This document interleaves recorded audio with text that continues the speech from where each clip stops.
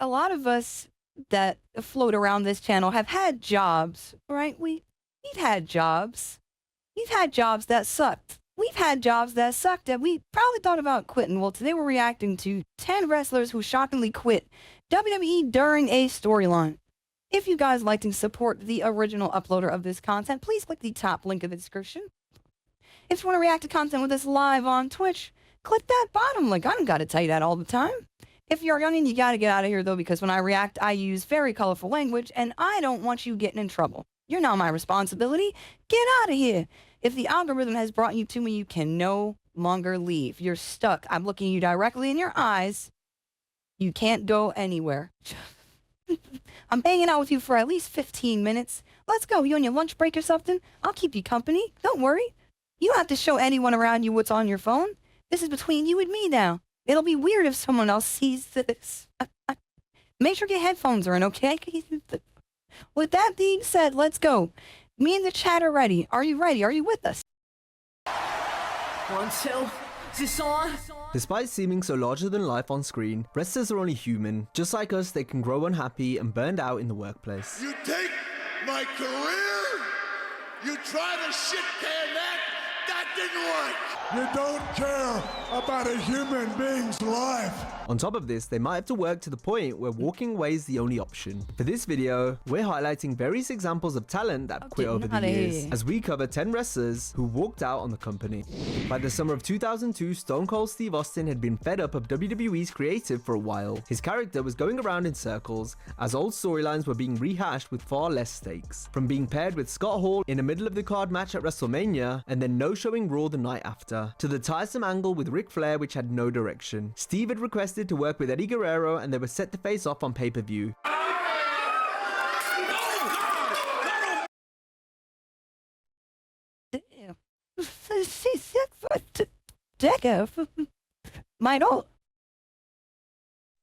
Maven taught you how they did that. But the final straw for Austin creatively came after he was booked to lose a King of the Ring qualifier on Raw with no build against the up-and-coming Brock Lesnar. Really, that's what we're gonna do? Because if we are, I ain't f***ing coming. The following week, WWE told their side of the story with a hit piece-like telling of events on their confidential just did show. the job, It always man. worked that way, but when someone won't sit down with you, they refuse to show up. They've screwed you. He made the biggest mistake of his professional career. This is where they coined their iconic phrase, Austin took his ball and went home. He spits in the face of everyone who ever supported him, spits in the face of everyone in this organization who helped him become the talent that he is. Meanwhile, It's kind of crazy though, right? Because like once you're bigged up to be that guy, once you've been selling out merchandise and becoming the top dude in the company, I can imagine like having to do a mid-card thing to make room for other people like feels like a blow to your ego, but like it's never like the end of the road in wrestling, right? Like you lose one match or like one storyline concludes, you got pop back up as like the top guy, you get the belt again. It definitely feels like it's an ego thing, unfortunately. That's whack. That's unfortunate. on Raw, The Rock returned a month early to fire a warning to anyone else on the roster that was unhappy. If there's anybody in the back that does not want to be with this company, then just like the slogan says, you get the F out. In 2003, JR mended fences that allowed Stone Cold to return and finish up his in-ring career at WrestleMania 19. And sometimes you make Talent decisions relations, you regret. JR, go. That was one of them, and I own up to it. After 2 years of great success, Brock Lesnar had got his fill of wrestling come the start of 2004. This was mainly due to the grueling travel schedule. And Brock comes up to me and says, I can't take this anymore. I can't travel overseas all the time. I like to be home. I like to hunt and fish. I was built to be in the ring. Right. I wasn't built to get from ring to ring. Yeah. Lesnar had ambitions of playing in the NFL and made up his mind to leave in February of 2004, walking away from a 7-year, $6 million contract.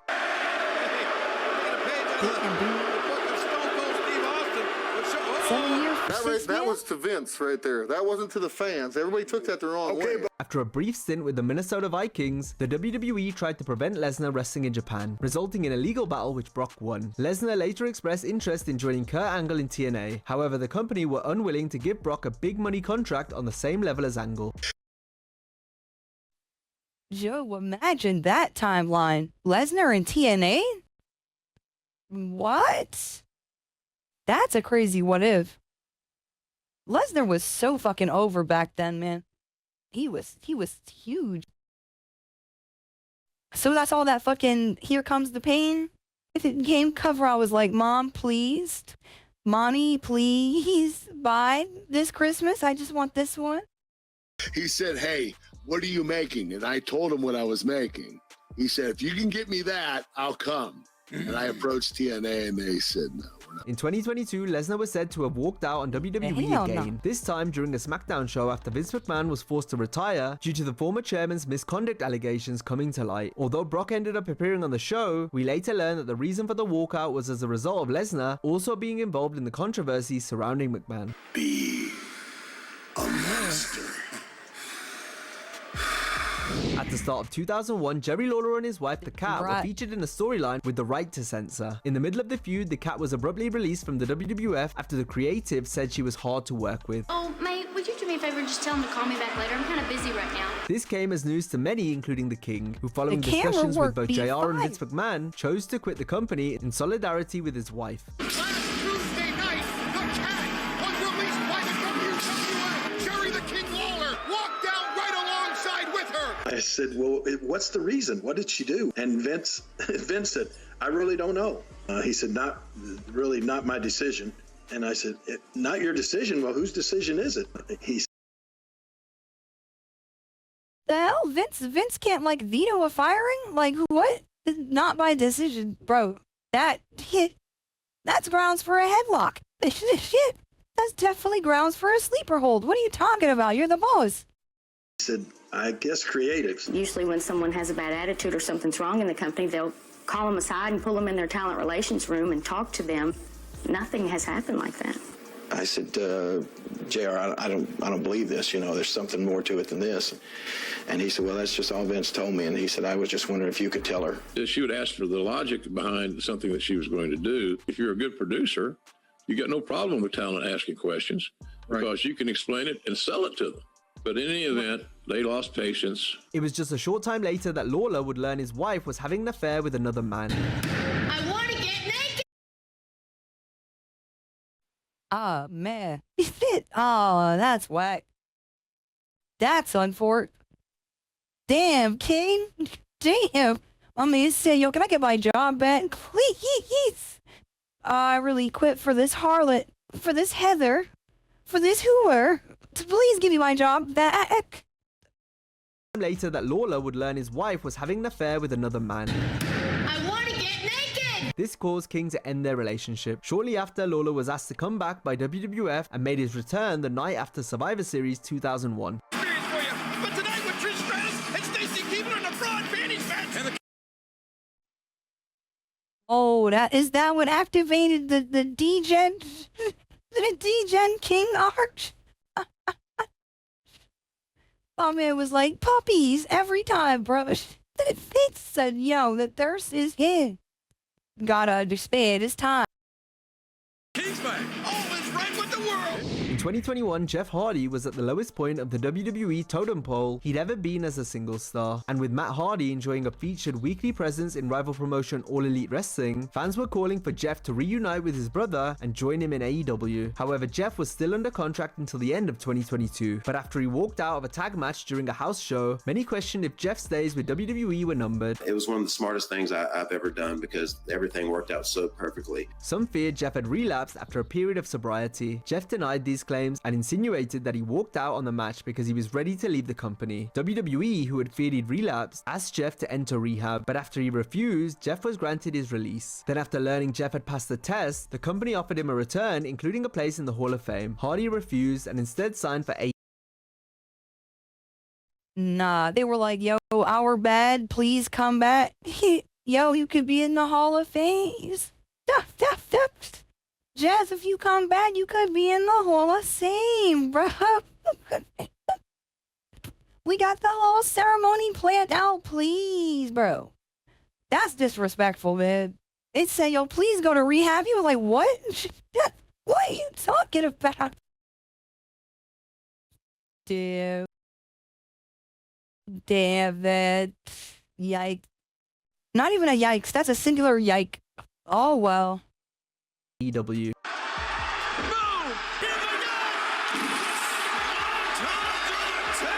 Fans have speculated that Jeff walked out of the tag team match on purpose in an attempt to get fired. Next, we have an example of 4 wrestlers who walked out on another company to join the World Wrestling Federation. We're talking about when the Radicals jumped to the WWF in 2000. The men were a part of a syndicate of wrestlers that were unhappy with their positions in WCW and wanted out. We weren't happy with that structure.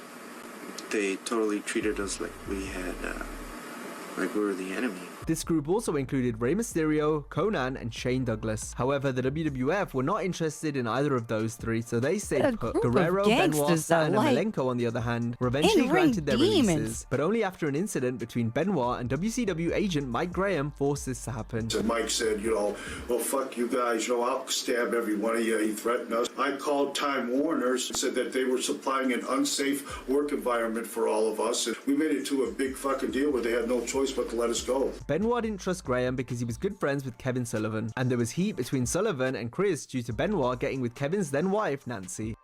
Because I'm Kevin's friend? Oh, man. And you want to fire me? I said, I'll cut your fucking head off. After being disillusioned with WWE's creative for years while also being riddled with injuries, Ryback was adamant about not re-signing with the company in 2016. In his final months, the big guy clashed with the higher-ups. I definitely did hear a lot from Ryback's side about him being dissatisfied.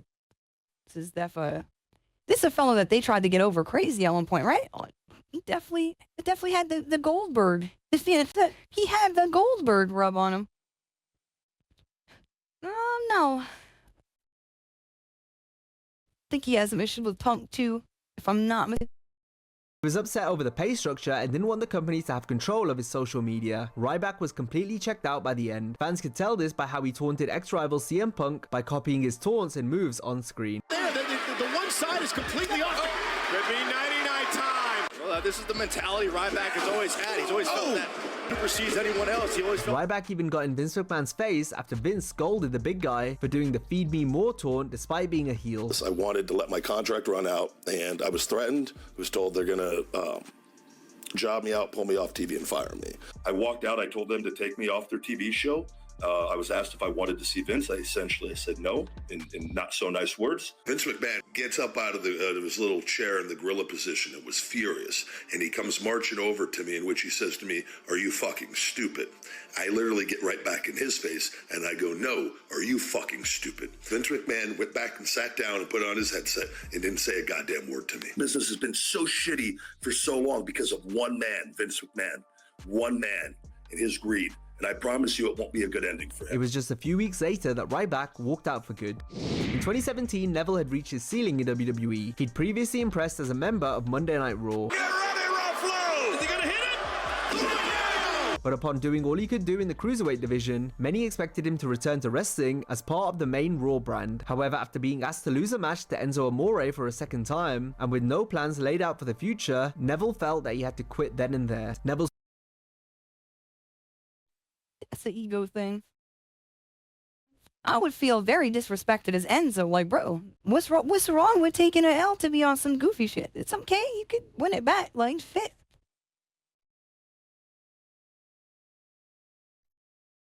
As Enzo, I would be irritated. I would feel disrespected. Like, damn, I can't win and fuck up. That's crazy. previous opponent in the Cruiserweight division, Austin Aries, had felt the same creative frustrations in the months prior, which resulted in his exit. However, unlike Aries, Neville was not granted his release straight away. Neville remained under contract until August 2018, which was when he officially left the company, a whole 10 months after he'd initially walked out.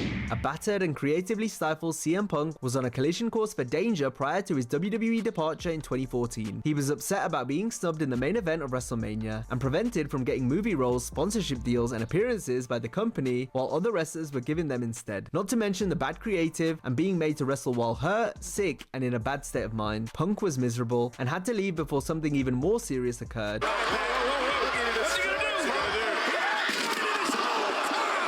The WWE doesn't do anything to protect the wrestlers. They do things to protect themselves.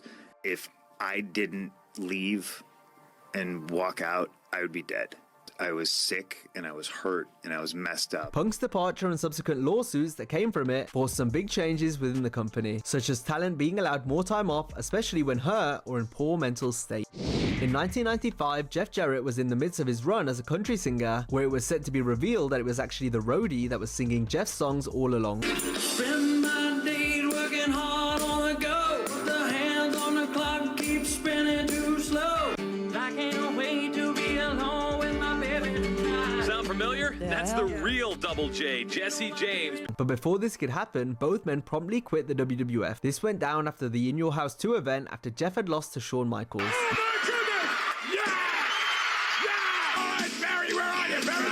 Jarrett and the roadie Brian James were meant to do their split following the bout, although they instead exited the ring, left the building, and then the entire company as a whole. We're going over the performance. Vince, oh, and it really was like, yo, fuck this. I really don't think we should do this. No, you really didn't even give me the time of day. I don't want to do this angle at all. Matter of fact, I think it's very detrimental to my career. So much so I don't want to do it. I'm just going to go home with no plan in place. Why give them the angle to cause further confusion? The end of the story is Double J losing the belt to Shawn. I just literally left because Jeff was. I just went with him because I was stupid. Double J felt it was too early to do the breakup and didn't want to stay if it meant that was the direction. Brian James agreed and left in support of Jeff. Jarrett returned later in the year for a month, only to leave again. But you told him, like, I'm injured now, I'm going to stay home and I'm not coming back for the rest of the contract. Is that how it goes? Yes. He sat out the rest of his contract and signed for WCW in October 1996. On the May 16, 2022 edition of Raw, women's tag team champions at the time, Naomi and Sasha Banks, walked out during the show due to creative issues. WWE released an official statement regarding the incident and subsequently stripped. This one was fairly recent, right? The Sasha Naomi leaving. That shit's fairly recent. I'm glad Naomi is back. Been over like creative, be feeling kind of wonky sometimes. It'd be feeling kind of wonky sometimes. Because you can't win them all. It's okay to lose your belt and then win them back. But then again, dealing with Vince at the helm with creative had to probably be like, yo, what the fuck is going on? Virgo, what the fuck do you mean? Both competitors of their titles. The company also addressed the events on both Raw and SmackDown of that week. When Sasha Banks and Naomi let us all down. Their actions disappointed millions of WWE fans. All right, chill out. This it. Why bury who's the crazy? Chill out, Cole. They in your ear right now. Go with it. They have been suspended indefinitely. Naomi and Sasha would officially exit the company once their contracts expired. Naomi joined Impact before returning to WWE in 2024. While Banks wrestled in Japan for a bit and then signed for AEW. Now, if you enjoyed this video, be sure to check out our similar video of 10 wrestlers who ruined their opponent's move. Hope you had a great day. Oh, that was ugly. I'm gonna have to watch this video just because that terrible tombstone attempt. Right? What the fun was that?